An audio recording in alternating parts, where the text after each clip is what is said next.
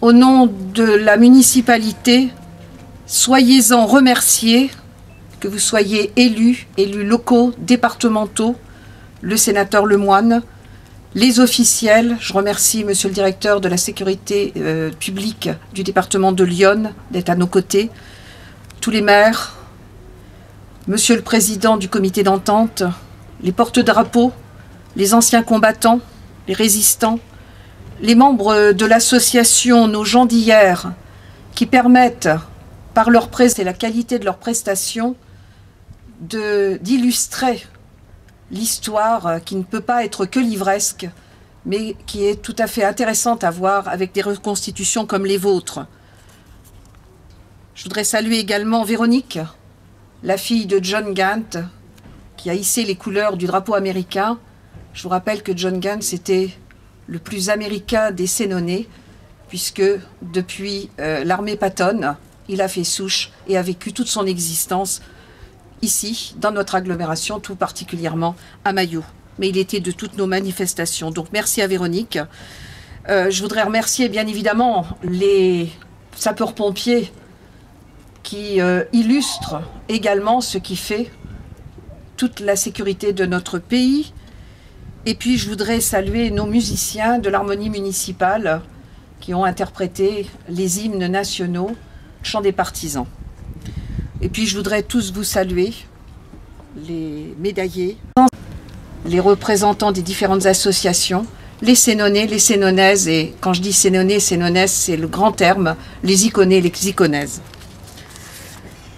Quel sens pouvons-nous donner à notre présence devant ce monument aux morts, notre monument aux morts?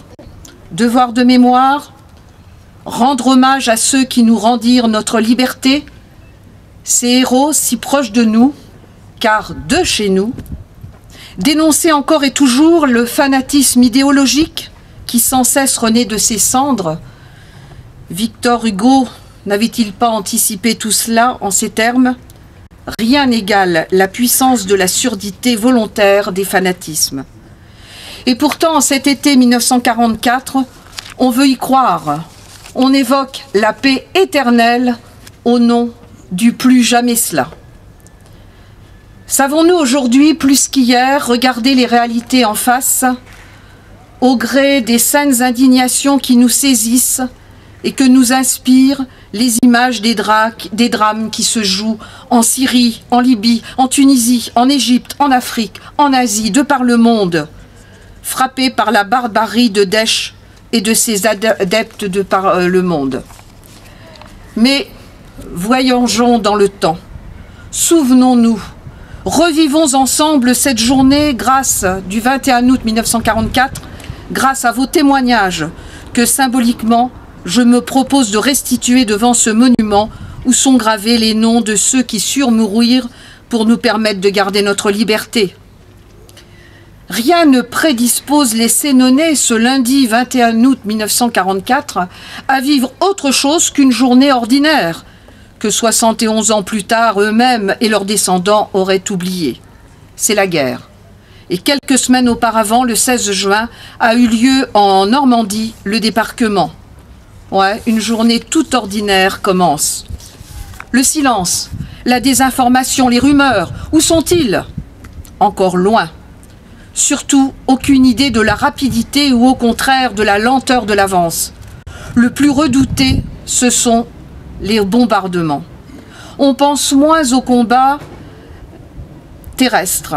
Il est vrai qu'à Sens, il y a très peu d'armées, pas de matériel lourd de combat. Bien sûr, une unité blindée peut toujours arriver d'ailleurs et vouloir s'interposer, mais quand on voit le flot hétéroclite de voitures, surtout hippomobiles qui refluent, on croit peu à une bataille rangée. Alors, sont-ils à Orléans? À midi, la TSF, comme on disait alors, les situe dans la région de Montargis. Vers 14 h, bruit d'avion. Mais pas comme d'habitude, le sourd bourdonnement des vagues de bombardiers. Quelque chose de moins grave, comme quelques moustiques. Rapidement, quelques jeunes des équipes de secours de la défense passive se regroupent à la mairie. Les jeunes des équipes de secours de la défense passive. Ils sont 8 ou 10. Pierre Paruzeau, le chef de la défense passive, depuis les greniers, voit bientôt, mon cher Bernard Chatou, maire de Paron, Une colonne de chars descendre du chemin neuf, les Américains. Les petits avions, en fait, des Piper Cub, servent de guide à ce long convoi de blindés. En face de la mairie, les Allemands s'agitent comme leur commandant, mitraillette en bandoulière. La 202 Peugeot du commandant est le long du trottoir, devant l'étude de Maître Moreau. Il se dirige à pied rue Drapès, au coin de la rue de la République en courant, accompagné d'un soldat. Ils vont jusqu'à l'angle de la rue de la République promenade et au bout de quelques minutes se ruent en courant, sautent dans la 202 et partent en trombe par la rue Thénard. Il est temps. Les chars remontent les boulevards. Est-ce en tirant sur la 202 qu'un obus a fracassé une colonne du monument aux morts? Un énorme vacarme. Les Américains, précédés par les hommes du groupe Kléber en traction, ont descendu le chemin neuf. Il fait chaud, l'orage menace, mais la colère du ciel ne saurait atteindre le degré d'horreur que le monde a connu ces dernières années. Les Sénonais sont surpris par cette arrivée, les Allemands aussi. Au pied du deuxième pont, un malheureux soldat allemand tire sur les libérateurs et se fait tuer.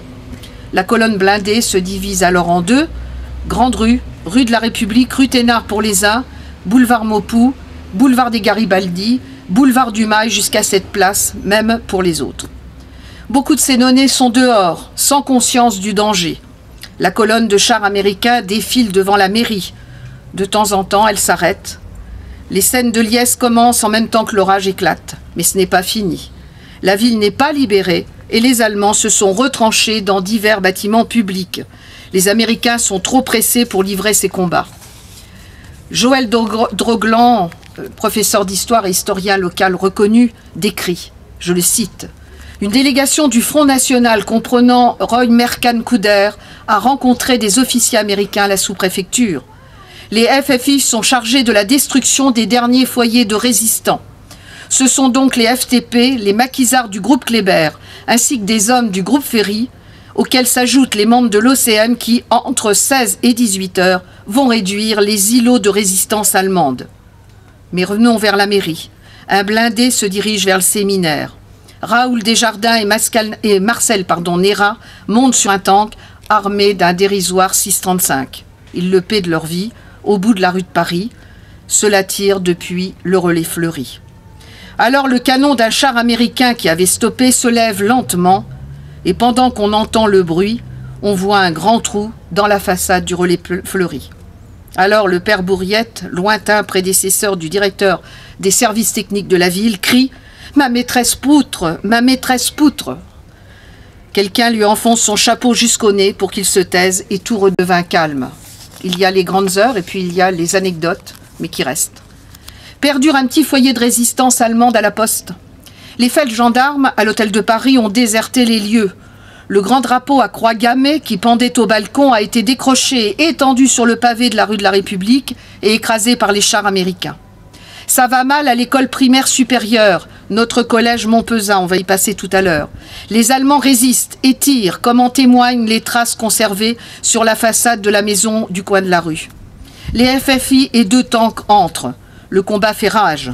Les résistants, parmi lesquels des étrangers, sans doute, dit-on, des républicains échappés de chez Franco, chargent des cadavres sur les camions. Pendant ce temps, Raymond Marre, un colosse au torse nu, barré de longs et lourds rubans de balles et mitraillettes à la main, est entré à la mairie, où l'adjoint faisant fonction de maire depuis l'arrestation et la déportation de Lazare Bertrand n'emmène pas large. Scène de liesse. Scène aussi de vengeance. La chasse aux collaboratrices dites horizontales s'est organisée. Elles arrivent, nues et tondues, à la mairie. À l'époque, il y avait encore le violon, 3 cellules où elles ont été enfermées, autant pour les protéger que par sanction. Ensuite, elles sont évacuées au lazaret de l'hôpital, sous la garde du brigadier Garenne, tout congestionné. Sens est libéré vers 19 h. Les Allemands prisonniers sont regroupés puis enfermés dans la cave du palais synodal. Le bilan humain, une vingtaine de morts, dont 5 FFI et 3 civils, une centaine de prisonniers. Le défilé de blindés se poursuit jusqu'à 22 h sous la pluie. Et là, je cite mon prédécesseur Maxime Courtis dans son discours du 21 août 1945, au milieu des acclamations délirantes, de l'enthousiasme indescriptible de toute la population en liesse. Après une nuit passée à la mairie, l'armée Patton repart pour libérer Troyes. 71 ans plus tard, nous sommes nombreux rassemblés. Tout à l'heure, en terminant la rédaction de ce message, m'est revenu en mémoire le message du général de Gaulle. Cet appel, plus que jamais d'actualité. Appel à la résistance, savoir dire non quand l'essentiel est en jeu. Appel à la solidarité et à la fraternité, sans lesquelles il n'est pas de destin partagé. Appel à tous les Français pour que vive, pour qu'avance, pour que rayonne la France et l'Europe. Et j'ajouterai, pour que triomphe de la barbarie nos valeurs partagées. Vive Sens, vive ses libérateurs, vive la République et vive la France. Merci.